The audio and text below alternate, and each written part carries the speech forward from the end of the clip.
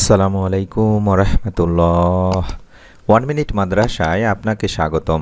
আজ আলোচনা করব মহান রব আল্লাহ তাআলা নিজে বলেছেন, কেউ যদি এই ইস্তেগফারটি পড়ে তাহলে আল্লাহ রাব্বুল আলামিন নিজেই তাকে গায়েব থেকে রিজিক দান করবেন, তার সকল মনের নেক আশা পূরণ করে দেবেন এবং কঠিন কিয়ামতের দিন বিশ্বনবী সাল্লাল্লাহু আলাইহি ওয়াসাল্লামের সঙ্গে তার জান্নাত নসিব হবে।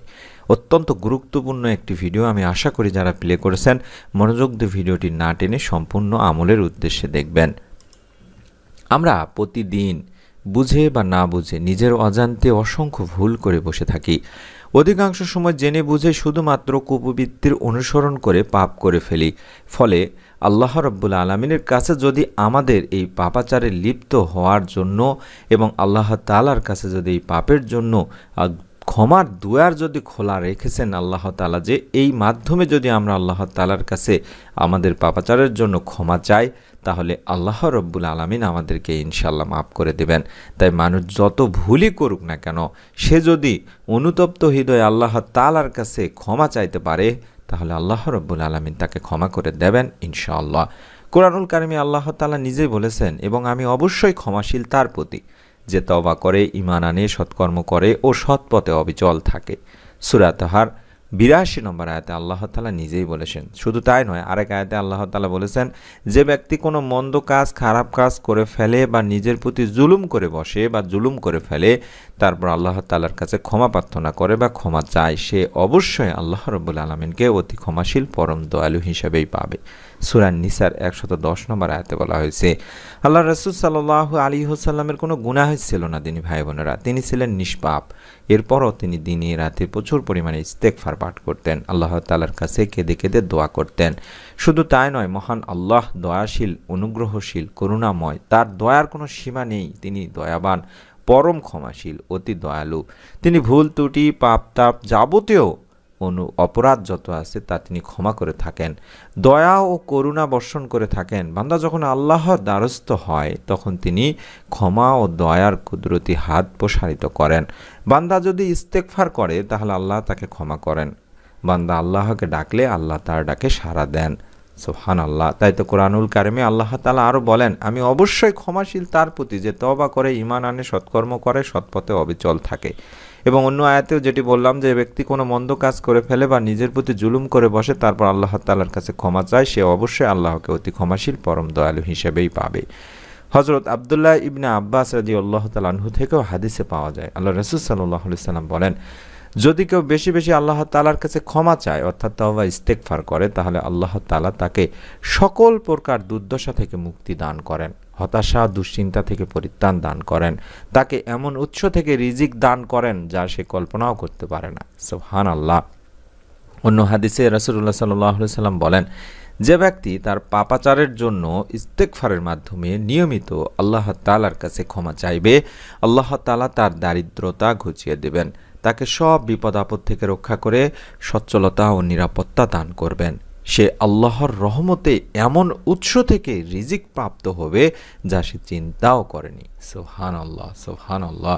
আল্লাহ রাসূল সাল্লাল্লাহু আলাইহি সাল্লামের যেটি বললাম যে কোনো গুনাহই ছিল না, তিনি ছিলেন নিষ্পাপ। এরপরও তিনি দিনে রাতে প্রচুর পরিমাণে ইস্তেগফার পাঠ করতেন, আল্লাহ তাআলার কাছে কেঁদে কেঁদে দোয়া করতেন। হাদিস শরীফেও এসেছে, হযরত আবু হুরায়রা রাদিয়াল্লাহু তাআলা আনহু বর্ণনা করেন, আমি আল্লাহ রাসূল সাল্লাল্লাহু আলাইহি সাল্লামকে বলতে শুনেছি, আল্লাহর কসম, আমি প্রত্যহ আল্লাহ তাআলার কাছে ৭০ বারেরও বেশি ইস্তেগফার ও তওবা করে থাকি। সুবহানাল্লাহ, সুবহানাল্লাহ। তাই আমাদেরকেও বেশি বেশি তওবা ইস্তেগফার করতে হবে দিনী ভাই বোনেরা, যে যতটুক জানেন। অর্থাৎ আপনারা যদি সাইয়্যিদুল ইস্তেগফারটি পড়তে পারেন তাহলে এটি শ্রেষ্ঠ একটি ইস্তেগফার, এর অনেক ফজিলত। আল্লাহ রাসূল সাল্লাল্লাহু আলাইহি সাল্লাম বলেন, যদি কেউ সকাল সন্ধ্যায় বিশ্বাসের সঙ্গে সাইয়্যিদুল ইস্তেগফার পাঠ করে, সে যদি ওই দিনে বা রাত্রে ইন্তেকাল করে বা মৃত্যুবরণ করে তাহলে সে জান্নাতি হবে। সুবহানাল্লাহ, সুবহানাল্লাহ। সরাসরি জান্নাতি হয়ে যাবে। আল্লাহ রাসূল সাল্লাল্লাহু আলাইহি সাল্লাম আরও বলেন, যে ব্যক্তি দৃঢ় বিশ্বাসের সঙ্গে সাইয়্যিদুল ইস্তেগফার সকালে পাঠ করে সারা দিনের কোনো অংশে যদি সে মারা যায় তবে সে জান্নাতি হবে। তাদের প্রতি রাতে পাঠ করে, যারা প্রতি রাতে যারা পাঠ করবে তাহলে রাতে যদি মারা যায় তাহলেও সে জান্নাতি হবে। অর্থাৎ সাইয়্যিদুল ইস্তেগফার সকাল বিকাল 2 বার পাঠ করলে সারা দিনে যদি কেউ মৃত্যুবরণ করে তাহলে সে জান্নাত লাভ করবে। অর্থাৎ আপনি যদি সকালে পাঠ করেন সারা দিনে মৃত্যুবরণ করলে জান্নাতে যাবেন, এবং বিকালে বা সন্ধ্যায় পাঠ করেন সারা রাতে মৃত্যুবরণ করলেও আপনি জান্নাতে চলে যাবেন। সুবহানাল্লাহ। তাই ফজর ও মাগরিবের নামাজ আদায় করার পরে অন্তত একবার হলেও সাইয়্যিদুল ইস্তেগফার পাঠ করতে হবে তিনি ভাই বোনেরা। অসংখ্য তিনি ভাই বোন এই সাইয়্যিদুল ইস্তেগফারটি জানেন, যারা জানেন না তাদের সুবিধার্থে আমি সাইয়্যিদুল ইস্তেগফারটি বাংলা উচ্চারণ সহকারে দিয়ে দিব, এবং যারা সাইয়্যিদুল ইস্তেগফার পড়তে পারবেন না তারা অন্য কোন ইস্তেগফারটি পড়বেন সেটিও আমি শিখিয়ে দেব ইনশাআল্লাহ। ভিডিওটি দেখতে থাকুন। সাইয়্যিদুল ইস্তেগফার ক্ষমা প্রার্থনার শ্রেষ্ঠ একটি দোয়া। মানবজাতি নানান রকম ভুল পাপাচারে লিপ্ত হয়। মহান আল্লাহ তাআলা এসব পাপ ও ভুলগুলো ক্ষমা করার জন্যই মানবজাতিকে বিভিন্ন দোয়া ক্ষমা প্রার্থনার নিয়ম শিখিয়ে দিয়েছেন। আল্লাহ তাআলার কাছে ক্ষমা প্রার্থনার সবচেয়ে উত্তম একটি দোয়াই হলো এই সাইয়্যিদুল ইস্তেগফার। এই সাইয়্যিদুল ইস্তেগফারের আরবি উচ্চারণটি আমি স্ক্রিনের মধ্যে দেখাচ্ছি, আমি একবার বলে দিচ্ছি। আশা করি আপনারা চাইলে দেখে দেখেও পড়তে পারবেন ইনশাআল্লাহ, কোনো সমস্যা নেই। আল্লাহুম্মা আনতা রব্বি লা ইলাহা ইল্লা আনতা খলাকতানি ওয়া আনা আবদুকা ওয়া আনা আলা আহদিকা ওয়া ওয়াদিকা মাসতাআতু আউযু বিকা মিন শাররি মা সানাতু আবু লাকা বিনিয়ামাতিকা আলাই ওয়া আবু বিজামবি ফাগফিরলি ফাইন্নাহু লা ইয়াগফিরুয যুনুবা ইল্লা আনতা। এভাবে অন্তত একবার হলেও সকাল বিকাল পড়ার চেষ্টা করবেন। ইনশাআল্লাহ আল্লাহ রাব্বুল আলামিন আপনাকে মাফ করে দেবেন, আপনার গুনাহ মাফ করবেন, গায়েব থেকে আপনার রিজিকের ব্যবস্থা হয়ে যাবে, আপনার মনের নেক আশা পূরণ হয়ে যাবে এবং আপনি মৃত্যুবরণ করলে আপনি জান্নাতে পর্যন্ত চলে যাবেন।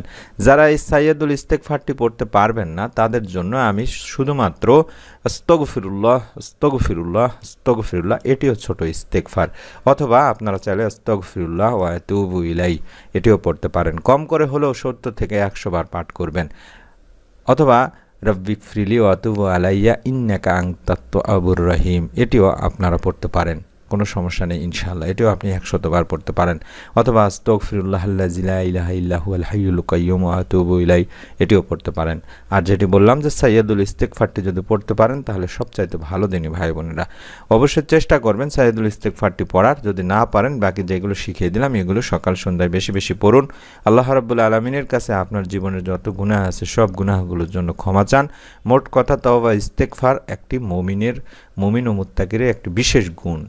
মানুষকে আল্লাহ তাআলা তার ইবাদত বন্দেগী তার আদেশ নিষেধ মেনে চলার জন্যই সৃষ্টি করেছেন, কিন্তু মানুষ শয়তানের প্ররোচনায় পড়ে জীবনের বিভিন্ন ক্ষেত্রে আল্লাহ তাআলার আদেশ নিষেধ লঙ্ঘন করে বসে থাকি, আল্লাহ তাআলার হুকুম মেনে চলার ক্ষেত্রে ভুল করে থাকি। তাই আল্লাহ তাআলা তার সেই ভুল বা গুনাহ থেকে মুক্তি দানের জন্যই এই তওবা ও ইস্তেগফারের ব্যবস্থা করে রেখেছেন। সুবহানাল্লাহ সুবহানাল্লাহ।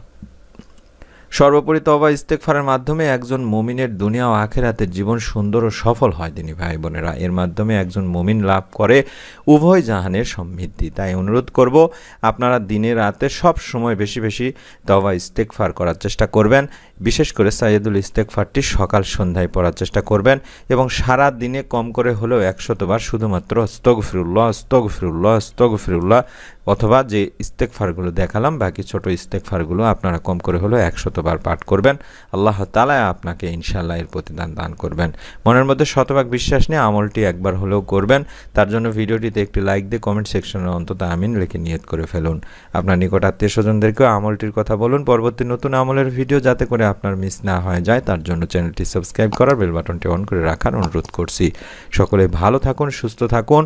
আল্লাহ তাআলা আমাদের সকলকে ইস্তেগফারের মাধ্যমে আমাদের জীবনের সমস্ত গুনাহ মাফ করুন, আমাদের পরিবার সংসারের রিজিকে বরকত দান করুন। আমিন।